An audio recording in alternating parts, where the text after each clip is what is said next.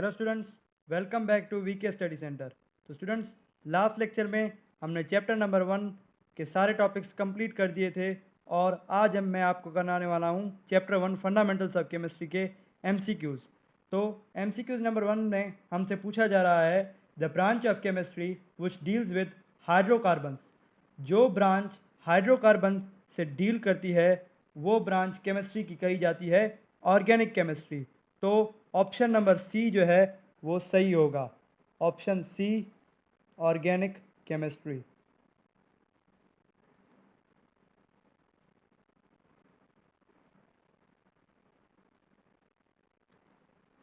तो MCQs number 2, the atomic mass of an element expressed in gram is.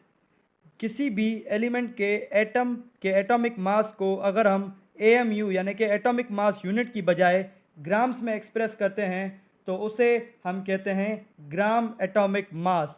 तो ये हमारा ऑप्शन नंबर बी करेक्ट होगा, gram atomic mass. MCQs number 3, which of the following can be separated by physical means? Physical means यानी कि filtration, crystallisation, इस तरह के process से जो चीज़ सेपरेट यानी कि अलग हो सकती है वो होती है मिक्सचर। मिक्सचर जो है किसी भी फिज़िकल मीन यानी कि फिज़िकल प्रोसेस जैसे कि फिल्ट्रेशन, क्रिस्टलाइजेशन, इस तरह के प्रोसेस से गुजरकर मिक्सचर अलग हो सकता है। तो इसलिए इस एमसीक्यूज़ का करेक्ट ऑप्शन मिक्सचर यानी कि ए होगा। MCQs number 4, the molar mass of H2SO4। H2SO4 का मोलर मास क्या है? तो H2SO4 का मोलर मास हमसे पूछा जा रहा है तो हम बताएंगे ग्राम्स में। H2SO4 का मोलर मास होता है 98 ग्राम्स। तो option number C is correct.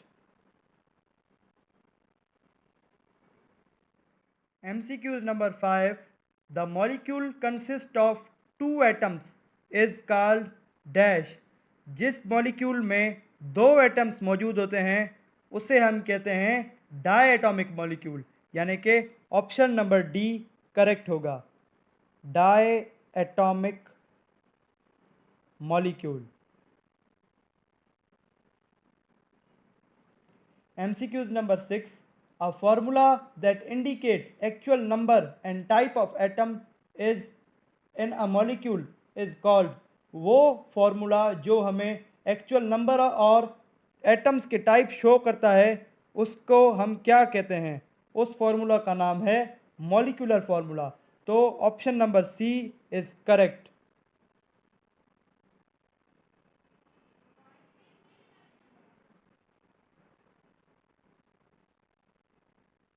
MCQs number 7, ethyl alcohol was prepared by।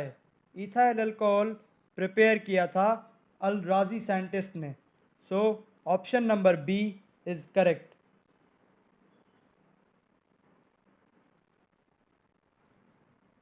Which of the following is not a homoatomic? MCQs number 8 में हमसे पूछा जा रहा है कि इन सब में से कौन सी चीज़ होमोएटॉमिक नहीं है। ये MCQs जो है ये इनकरेक्ट है क्योंकि इनके ऑप्शंस हैं H2, NH3, H2O और CO2। अब होमोएटॉमिक मॉलिक्यूल्स वो होते हैं जिन मॉलिक्यूल्स में एक ही किस्म के एटम्स मौजूद होते हैं।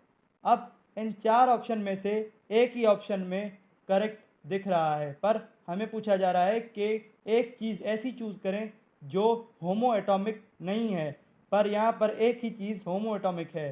तो हम इस MCQs को करेक्ट करेंगे कि which of the following is a homo atomic molecule. अब ऑप्शन नंबर ए जो है वो करेक्ट होगा क्योंकि H2 जो है एक होमो एटॉमिक मॉलिक्यूल है, यानी कि same atom containing molecule.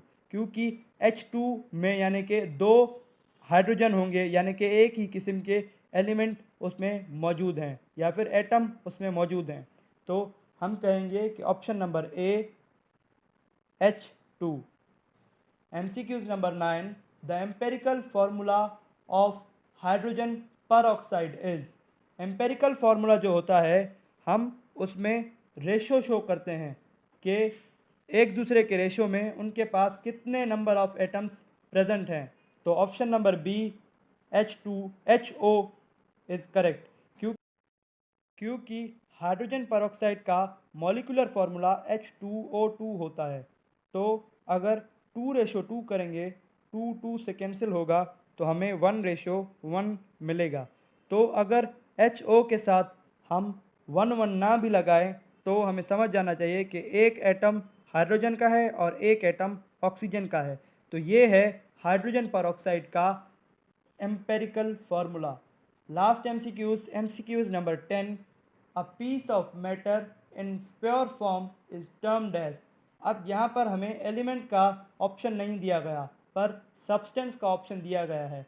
Substance is a pure form of matter.